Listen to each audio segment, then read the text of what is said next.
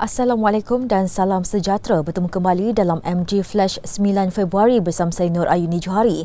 Kita mulakan dengan berita utama. Dua pembantu penguatkuasa kanan Jabatan Pengangkutan Jalan JPJ direman 5 hari di Mahkamah Magistrate Shah Alam disyaki menerima suapan bagi urusan permohonan lesen kenderaan garanti lulus. Perintah reman bermula hari ini sehingga 13 Februari dikeluarkan oleh Magistrate Nur Faizah Abdul Sani selepas Suruhanjaya Pecahan Rasuah Malaysia SPRM membuat permohonan berkenaan pagi tadi. Menurut sumber, suspek lelaki dan wanita itu masing-masing berusia 48 tahun dan 46 tahun ditahan sekitar jam 3 petang semalam ketika hadir memberi keterangan di Pejabat SPRM Selangor. Tangkapan itu dibuat susulan penahanan dua individu sebelum ini membabitkan seorang wanita yang juga pekerja sambilan dan seorang pengajar lelaki di sebuah sekolah memandu. Mereka dipercayai meminta wang daripada calon ujian memandu sebagai dorongan bagi mendapatkan lesen garanti lulus. Difahamkan kedua-dua suspek masing-masing menerima wang tunai berjumlah RM1,750 dan RM750 bagi tujuan itu. Sementara itu, Pengarah SPRM Selangor, Dato' Alias Salim mengesahkan penahanan suspek terbabit dan berkata kes disiasat mengikut Seksyen 16-A Akta SPRM 2009.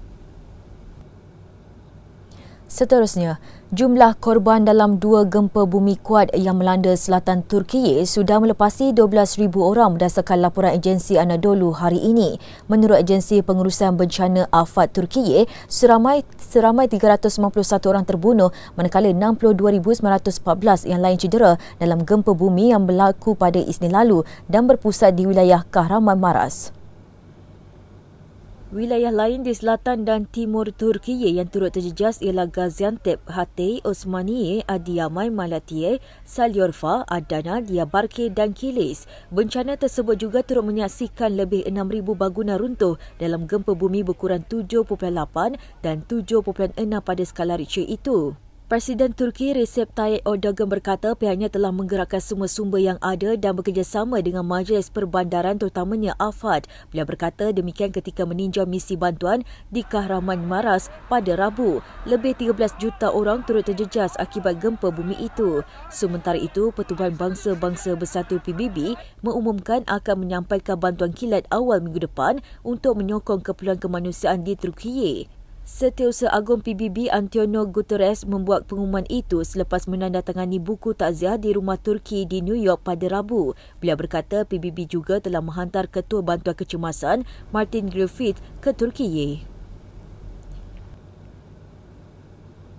Walaupun berlaku gegaran kecil, ia menakutkan saya dan saya masih lagi trauma. Itu luahan Zahirul Ami Muhammad 21, mahasiswa Universiti Gaziantep yang kini berada di bawah jagaan Kedutaan Besar Malaysia di Ankara, Turkiye.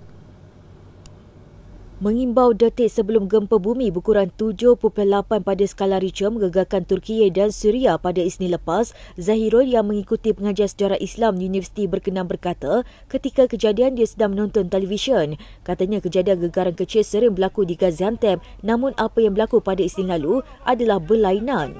Berkongsi pengalaman, Zahirul berkata bekalan elektrik terputus ketika semua penghuni bangunan berlari keluar dan dia sempat mengambil telefon bimbit supaya boleh menghubungi keluarga di kampung. Pelajar berkenan berkata demikian kepada bernama yang dihubungi melalui telefon dari Kedutaan Besar Malaysia di Ankara, Turkiye hari ini. Gempa bumi yang berpusat di wilayah Kahramanmaras di tenggara Turkiye kira-kira 78 km dari Gaziantep dikatakan gempa paling kuat melanda wilayah itu dalam tempoh lebih 100 tahun dan setakat ini telah mengorbankan lebih 10,000 orang di Turkiye dan Syria. Sebelum gegaran susulan, Zahirul pelajar tahun 2 di universiti itu berkata dia dan rakan lain termasuk seorang lagi pelajar Malaysia, Wan Israh Wan Hazid 19 tahun yang baru 4 bulan mengikuti pengajian bahasa Turki di universiti sama telah pulang ke bilik masing-masing untuk mendapatkan barang keperluan. Menurutnya, walaupun bangunan asrama didiaminya tidak terjejas, namun gempa bumi itu telah mengakibatkan berlakunya retakan dan menyebabkannya tidak selamat untuk diduduki. Katanya fokus utama adalah untuk meninggalkan Gaziantep dan pergi ke tempat lebih selamat kerana gegaran masih dirasai di Gaziantep setiap 3 jam. Ketua Setiausaha Negara Tan Sri Mohamad Zulkifli Ali mahu setiap laporan penilaian Indeks Prestasi Utama KPI peneraju kementerian dibuat oleh rakyat dan perlu bersifat realistik. Ini kerana katanya berdasarkan pengalaman lalu terdapat pihak yang menghantar laporan KPI bersifat syok sendiri.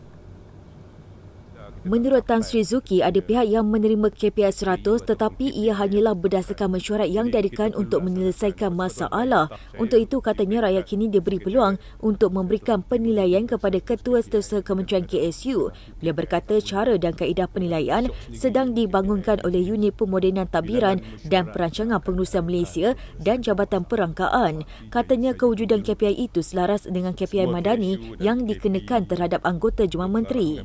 Saya telah menerima lebih pada 100 KPI, tapi kadang-kadang setengah tu KPI tak boleh. Kadang-kadang kita syok sendiri je. KPI ditulis bilangan mesyuarat yang akan diadakan untuk menyelesaikan masalah. Memanglah mesyuarat, banyaklah kita boleh buat. KPI dia tercapai lah sebab dia buat mesyuarat 10 kali. Tapi masalah tak selesai. Itu yang masalah selesai, mesyuarat selesai lah. Jadi jangan kita nilai diri sendirilah, tak boleh nilai lah. Jadi KSU tak boleh selesa. Dia kata dia telah capai. Ada satu KSU sampai 107% pencapaian dia. Saya pun tak tahu apa yang dia buat. Jadi kita akan ubah cara kita menilai. Beberapa saksi telah dipanggil bagi membantu siasatan berhubung kes tidak puas hati terhadap guru yang didakwa mendorong pelajarnya memeluk agama Islam. Ketua Polis Daerah Ceras ACP Zam Halim Jamaluddin berkata, polis telah menerima aduan daripada seorang wanita tempatan mengenai kejadian itu kemarin. Katanya dalam laporan itu, pengadu melahirkan rasa tidak puas hati terhadap seorang guru lelaki sekolah berkenaan yang dikatakan mendorong anak lelakinya memeluk agama Islam. Zam Halim berkata kertas siasatan telah dibuka di bawah Seksyen 298A Kanun Kesiasaan iaitu menyebabkan suasana tidak harmoni di atas alasan-alasan agama. Siasatan juga dibuka di bawah Seksyen 505-B Kanun Kesiasaan iaitu menyebabkan ketakutan atau kegentaran kepada awam. Sehingga kini beberapa orang saksi telah dipanggil dan selesai dirakam percakapan. Pada masa sama, polis menasihatkan orang ramai supaya tidak membuat sebarang spekulasi berhubung insiden itu. Mereka yang mempunyai sebarang maklumat berhubung kejadian boleh menghubungi nombor yang tertera. Berita seterusnya, siasatan berhubung dakwaan penyelewengan wang zakat membabitkan Majlis Agama Islam Negeri Sembilan (MAINS) Zakat Sdn Bhd yang dijalankan sejak 2019 tidak menemukan sebarang kesalahan rasuah. Perkembangan terkini itu dimaklumkan Pengarah SPRM Negeri Sembilan Aungkok Ahmad Taufik Putra Awang Ismail. Katanya siasatan itu juga sudah pun selesai dan SPRM tidak menemukan sebarang unsur jenayah rasuah mengikut Akta SPRM 2009. Beliau bagaimanapun berkata, siasatan lanjut akan dijalankan sekiranya pihak SPRM menemui sebarang maklumat baharu. Sehubungan itu, pihaknya menggesa mana-mana pihak untuk menghentikan sebarang spekulasi atau menyebarkan berita palsu berhubung perkara itu seperti yang tular di akaun Telegram baru-baru ini. Katanya SPRM Negeri Sembilan komited dalam usaha memerangi rasuah yang membabitkan dana awam di negeri itu. Terdahulu, Menteri Besar Negeri Sembilan Datuk Seri Aminuddin Harun dilaporkan meminta SPRM dan polis memaklumkan sekiranya ada tindakan diambil berhubung penyelewengan itu. Katanya beliau tidak tahu apa yang berlaku kerana tidak lagi berada dalam MAINS. Seorang lelaki warga emas berdepan detik cemas apabila rumahnya di Taman Desa Petaling, Kuala Lumpur terbakar awal pagi tadi. Komandan Operasi Penguasa Bomba Roshdi Fitri Roslan berkata pihaknya menerima panggilan kecemasan berhubung kejadian itu pada pukul 6.41 pagi. Katanya setiba anggota di tempat kejadian mendapati kebakaran melibatkan sebuah rumah di tingkat 1 berkeluasan 280 kaki persegi dan anggaran peratusan kebakaran adalah sebanyak 70%, manakala mangsa pula mengalami kecederaan melecur 20%. Tambah beliau, tindakan pasukan bomba menggunakan teknik pemadaman secara ofensif dan defensif telah berjaya mengawal kebakaran dari kemusnahan yang lebih besar. Terdahulu seramai 22 orang daripada Balai Bomba dan Penyelamat BBP Sungai Besi, Bandar Turaza, Seri Petaling dan Seputih digerakkan ke lokasi terbabit. Bagaimanapun, kebakaran telah dapat dipadamkan sepenuhnya pada pukul 7.50 pagi dan punca kebakaran masih dalam siasatan. Sekian dahulu MG Flash buat masa ini. Terus bersama kami untuk perkembangan terkini dari semasa ke semasa hanya di platform media sosial Malaysia Gazette di Facebook, Twitter, Instagram dan juga YouTube atau melalui portal di www.malaysiagazette.com. Assalamualaikum dan salam hormat.